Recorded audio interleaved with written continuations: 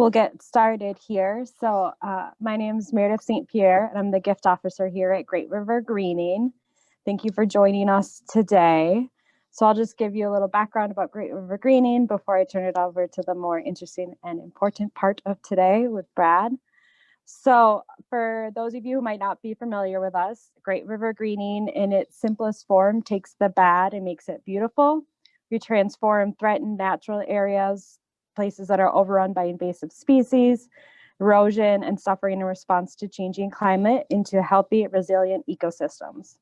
With some of the top ecologists in the region on our team, Great River Greening protects Minnesota's waterways, restores our public parks, sustains native wildlife, and pushes the needle towards a more sustainable model for agriculture. We make and keep Minnesota beautiful. So if you've hiked in regional parks or brought your family to a local lake or ridden your bike along the river, you've probably seen some of our work without knowing it. We've touched more than 400 parks and lakes across the state since we began in 1995 along the Mississippi River in downtown St. Paul. So, and something that might make it easier to understand who we are is by understanding what we don't do. So Great River Greening doesn't participate in advocacy or land acquisition. We have great partners we work with that do that work.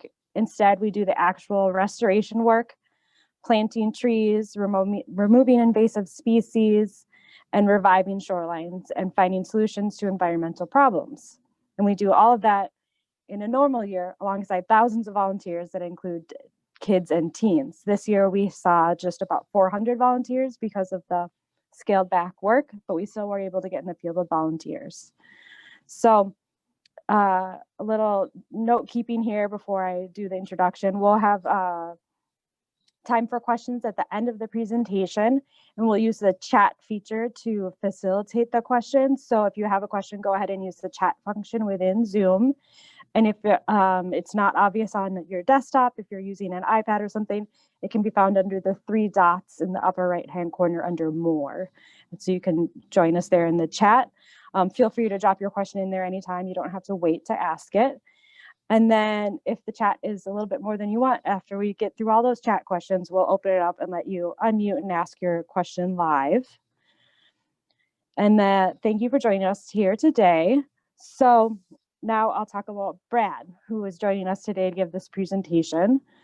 Brad manages our work in southern Minnesota, where he is collaborating with farmers, landowners, and partners to pursue sustainable agriculture systems and restore natural areas. He has several years of experience in ecological restoration, water quality, and agricultural management best practices.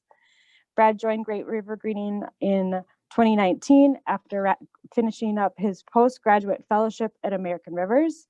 He has a PhD in water resource sciences, a master's in environmental science, and a bachelor's in biology. When he's not working, you might find him running or hiking on trails throughout the state of Minnesota. So I will turn it over to Brad, who has begun to share his screen. Thank you. Great, thanks Meredith, and thanks everyone for joining us this afternoon. And this is probably the slowest I'm going to talk for the next 15 minutes because I'm going to try to cover as much ground as possible in the next 10 or 15 minutes. So I am focusing on our sustainable agriculture work in southern Minnesota. So we have, got to click the screen here. All right, so you can see there the rectangle on the bottom right of the screen. That is our kind of southern Minnesota area. So we are doing a lot of work in the Cannon River watershed where we're planting trees, restoring prairies, removing buckthorn, working on marginal land, working on an agricultural collaborative. But I'm going to focus mostly on Nicollet County today. So I just have our mission right there. We inspire, engage, and lead local communities in conserving and caring for the land and water that enrich our lives. So that also applies to our agricultural work. So today in this presentation, I'm going to focus on the challenges that a lot of farmers face, especially in these watersheds, when they are trying to pursue some of these more sustainable systems, at least as we're kind of seeing sustainable systems. And so that's talking about sustainable economics, agronomics, and environment. And it's not easy. So there are a lot of challenges with that, but then I'm going to just kind of give you an introduction to one of the solutions, one of the emerging solutions that we're looking at right now. And that's the kind of the perennial crops that were advertised in our e-newsletter. And then one particular way that you can potentially support the work that we're doing. So zooming into Nicollet County, this is the map of Nicollet County. So the Minnesota River starts on the northwest corner of the county, flows down the southern edge, and then turns at Mankato, and then flows north towards the Twin Cities. So this brown shape here is 7 Mile Creek watershed, and all the water, all the rain and everything that lands in that area then flows into 7 Mile Creek, and then that makes its way to the Minnesota River and then towards the Twin Cities. This green area just above it, that is the Rogers Creek watershed.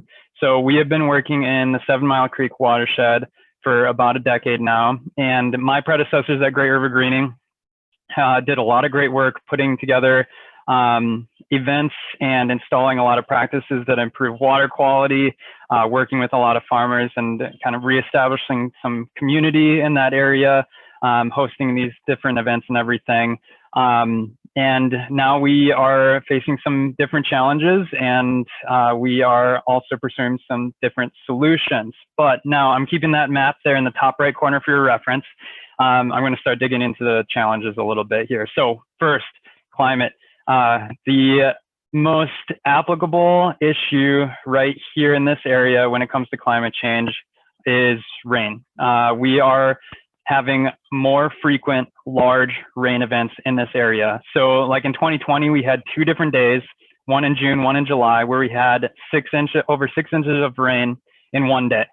And it's just becoming more common that we're getting 9-inch rain events in one day in these areas. And so these watersheds, the soil does not do a great job of soaking up 6 inches, 9 inches, 10 inches of rain in 24 hours. And so a lot of that water flows right off the field. It takes a lot of soil from that field with it. But then once it gets close to the creek, towards 7 Mile Creek or Rogers Creek, then it enters this ravine system. And so the nearest crop fields that are to the creek, they are about 300 feet above the creek. And so kind of when it's raining, when it's pouring like that, the water flowing through these ravines, kind of picture a waterfall that's flowing over loose soil.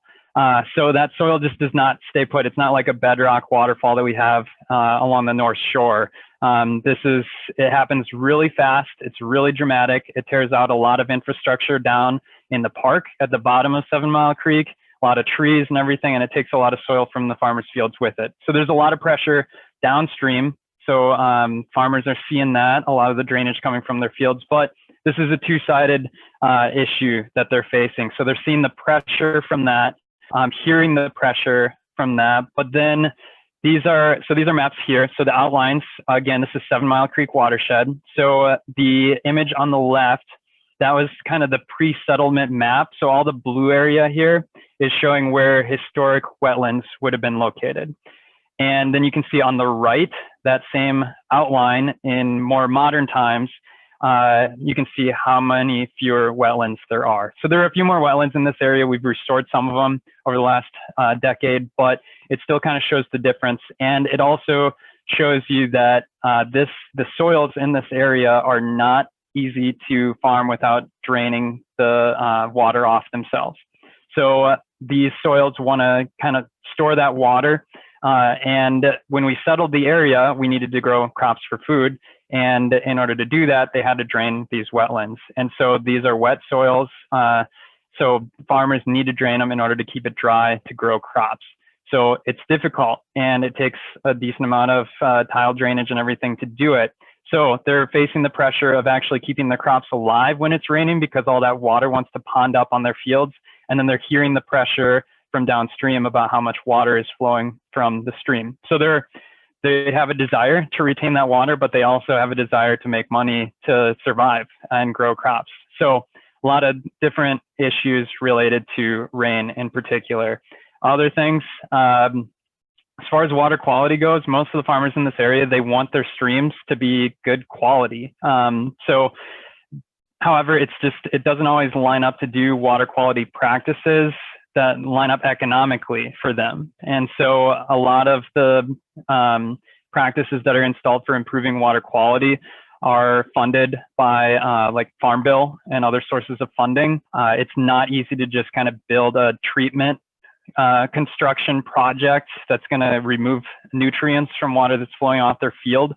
But we also need clean water. And so there are regulations that have come into place that are creating challenges. And the first one of those being the buffer law that came into place within the last 5 years, where farmers had to plant perennial vegetation along all their waterways. And that took a lot of cropland out of production. And it wasn't, a lot of people weren't happy about it. So that's just, they have to follow these rules. And then the image on the right, so the pink area, that's the St. Peter watershed. I switched the colors on these two watersheds here. So now the green area is 7 Mile Creek watershed, brown area, Rogers Creek, and then the hashed area is the drinking water management area for St. Peter. So any field that is inside of that area, water that accumulates on the surface there, all of that is going to infiltrate down into the groundwater, so hundreds of feet below the surface. And that groundwater is the drinking water source for St. Peter. And that groundwater is actually getting a little high in nitrogen. So that's becoming an issue. The city has to spend millions of dollars to treat that water. So instead of spending all that money to treat it on the back end, there are now some new regulations that are coming into place to try to prevent that nitrogen from getting into the groundwater. So there are some new laws that are coming into place across the state. This just happens to be one of those drinking water management areas that has some of this regulation. In particular, one of those regulations is no more fall fertilizer application, or at least nitrogen application. But there are some kind of nuances to that. And then the second part of that rule is still getting figured out. So the point of this challenge is related to the desire to have good, clean water coming off of fields, but also there's the pressure and the regulation to have that clean water. So there are some issues there to be able to afford to follow these rules as well. And then another challenge is just kind of the standard, the expectation and the market for a lot of different crops. And so the image here on the left, this is again, if you can see the image, the map up there on the top right. So Rogers Creek is green. So that's this Rogers Creek watershed again. These different colors represent different types of crops. So this is in 2018, what would have been in Rogers Creek watershed. The graph here on the right then is showing, let's just focus on the two bars at the end. So this one on the far left, that's in 1910. And you can see it's more wheat, oats, barley, alfalfa, a little bit of corn. Corn is yellow. And then by 2018 over here on the right, corn again is yellow, soybeans are green. And so you can see for the most part that diversity in the crops and the markets and everything have kind of shrunk down. So most people are growing corn and soybeans. That's kind of the expectation. It's easier to get bank loans if they're wanting to get more equipment or get seeds, fertilizer, whatever established. It's easier to do that. They understand these crops better. A lot of people understand these crops better. There's a lot of livestock in the area. A lot of them eat corn and soybeans and the products from those. We eat a lot of corn and soybeans. And so also, since all the neighbors are kind of growing those crops, that's just kind of the expectation. It's easier, it's safer. The markets are a little more stable for those, but they're not always stable. And so that's where a lot of our conversations in this area, farmers are at least interested. They're asking questions about diversifying their options for different crops that they can grow. So that's where we're kind of coming in this point. So what Great River Greening is doing to help to promote these more sustainable systems, we're not, like Meredith mentioned at the beginning, we're not an advocacy group. So our partners are doing a lot of the policy work, lobbying, advocacy, all that kind of stuff. We're not doing that part. We're not doing the research component, the agronomic research or anything. We're not high scale marketing or anything. We are focused more at the community level. And a big part of that right now is just providing platforms for conversation. So if farmers have questions, they want to learn more about these crops, then we pursue the answers and help provide those answers for them.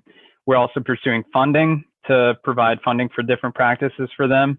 And then we are promoting a lot of these different practices. And so, the bottom left image here, this is a wood chip bioreactor that was installed in the 7 Mile Creek watershed. So that is actually a bunch of wood chips that go into a trench, and then bacteria, actually microbes, develop inside that trench, and then they filter out nitrogen that is coming off of a crop field before it enters the creek. So that is installed. Those kinds of practices are popular, so we'll still promote those. And even though we're kind of working on the perennial crop of things, which I'll show on the next slide. And then, like I mentioned before, we had volunteer events for planting perennial crops, deep-rooted prairie species on some of these buffers along ravines to remove buckthorn, trying to reduce erosion in these areas and retain more water, so get more carbon in that soil to be able to store more water, but also sequester carbon for climate change and everything, reduce greenhouse gases. And so we're working on all those different things. But yeah, our biggest thing right now that we're focusing on are perennial crops and cover crops. And so Karza is kind of the most interesting one to a lot of the farmers in the area right now as far as perennial crops go. So the picture on the bottom left, that is just kind of becoming sort of a famous photo right now, I guess, for Karza in particular, from the Land Institute in Kansas. And it's just showing how deep the roots are for Karza. So it being a perennial crop, it'll stay on the field for, they're saying, about 3 to 5 years before it might need to be replanted or switched to another crop in the rotation, but it's going to retain that carbon in the soil, improve infiltration, retain more nutrients. And then it's very similar to wheat, an intermediate wheatgrass, perennial grain crop. And a big part right now that we're working on too is establishing local community markets for that crop and some other ones. So another example, we're working with partners on just kind of learning more and providing more information about winter camelina. So that's a type of cover crop. So farmers will seed that onto their field before they harvest the previous crop in the fall. And then that winter camelina or other cover crops will grow a little bit in the fall. They'll go dormant in the winter, but maintain a cover on that soil, and then they'll grow back again in the spring. So the great part is that something like winter camelina, farmers can actually make money off of it when they harvest it in the spring, versus other cover crops are just kind of providing like soil benefits, but they're not necessarily marketable. And then we have Ben Penner on the top right photo here next to me. We have him contracted, and he is kind of the local guy. So he's from the area. He'll meet with farmers one-on-one. We're providing these opportunities for discussion in the area about Karza and some of these other crops. And so he's kind of the one on the ground doing a lot of that work with us.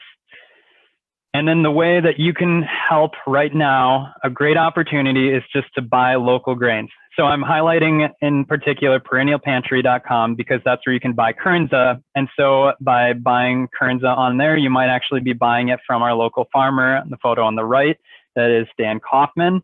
And you would be buying Karza grain from other local growers and then helping establish this demand for the crop. And then you can also buy other local grains, even though it's not Karza necessarily, because that creates more diversity for crop opportunities for farmers in the area. And then some of these other grains actually mix well with some of these cover crops like winter camelina. So by buying other local grains, then you're actually supporting the system and promoting the system that we are promoting. And then local bakeries and breweries just kind of seem to be in the front of this, and it makes sense. I mean, we're talking about grains for the most part here. So you can kind of see some of the local businesses, bakeries, breweries, and everything that seem to be taking the lead right now on these different opportunities. And then if you go to perennialpantry.com, you can see there are some great recipes to sort through as well. So you can learn more at our website, or you can also go to 7milecreek.org. That is under construction right now. It's going to open up soon. We're just updating some of the links on there, but those are some opportunities where you can learn more as well. So Meredith or Kirsten, I'll switch back for your Q&A now. Yeah.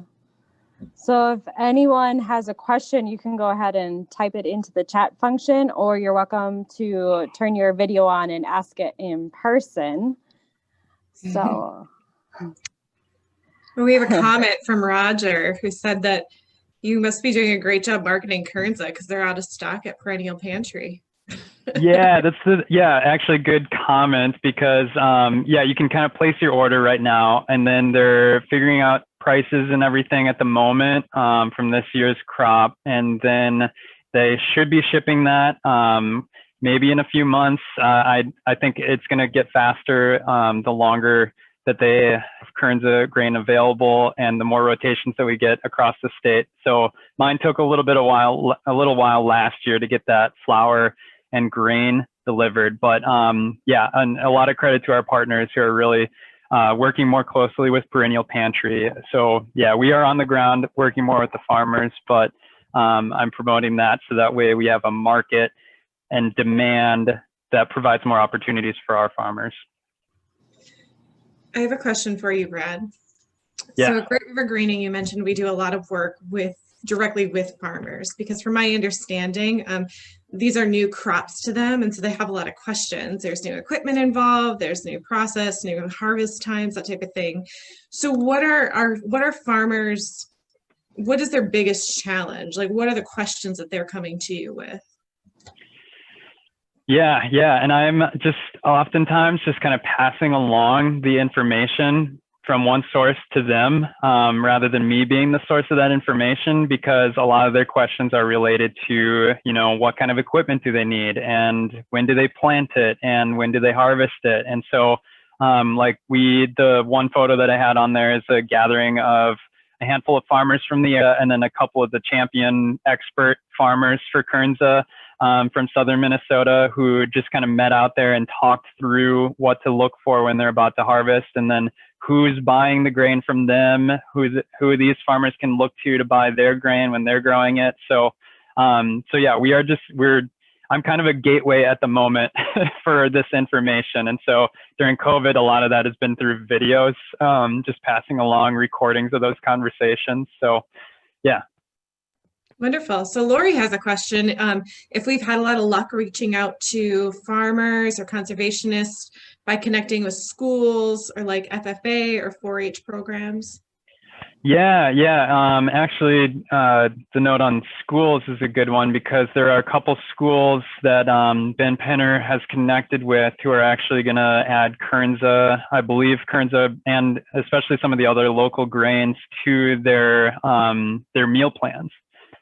So they're buying some of these grains to feed at some of these local school districts. So that's pretty cool. And we're just starting to build some relationships with some 4-H programs to get connected for educational and volunteer opportunities and everything as well.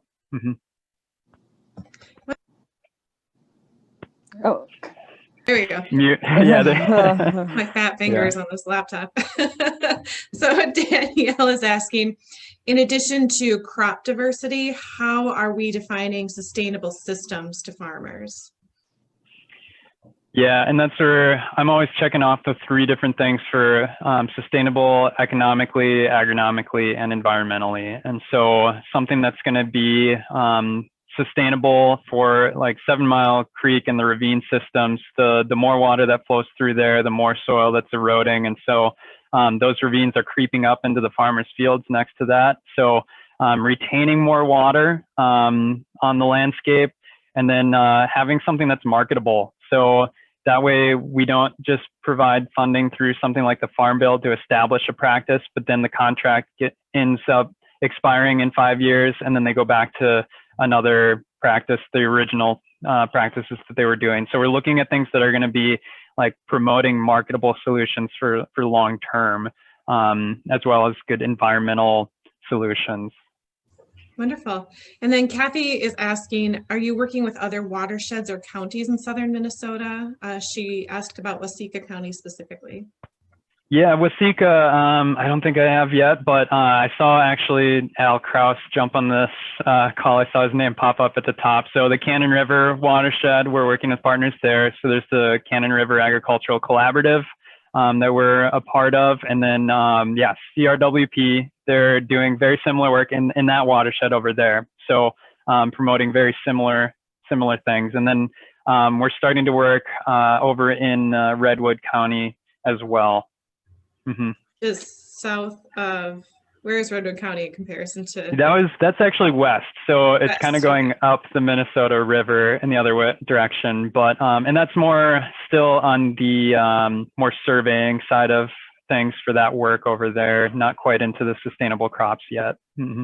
Great. And then we've got a question from our very own Keith Parker, Executive Director at Great River Greening. Do farmers determine their crops exclusively based on market demand, or do they also consider the science of water management? Yeah. I mean, a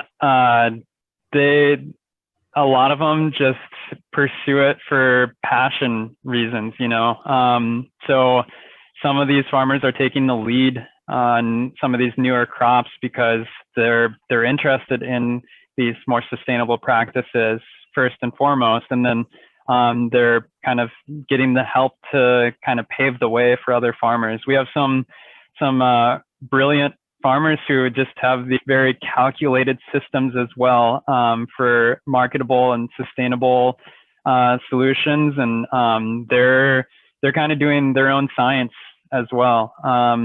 So a lot of farmers will just kind of plant one strip in a new crop and see how it does, and then they'll spread it to the rest of their operation the next year if it was successful. So constant experiments, constantly trying to figure things out. And sometimes, yeah, if it's just based on what the market is doing, then that's kind of a tough situation. It's just kind of a last resort if that's all that they're really following. So we're trying to help those farmers out as well, to kind of give them the funding that they need so they can pursue what they want to pursue as well. And I just have a quick question for you. As we're all preparing for the holidays and baking our cookies and breads and all the things, what is the difference between like using Karza as a grain versus flour? Yeah, so my experiment for the recipes, I've been making crepes out of my Karza flour. And I think what other people are saying too when they're doing baked goods, breads, pie crusts or whatever, is that you do mix it with white flour.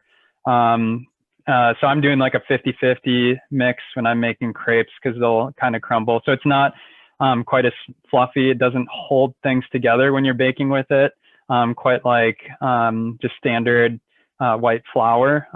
So it adds more flavor to it though. So it's kind of a nutty, earthy, sweet flavor, you could say.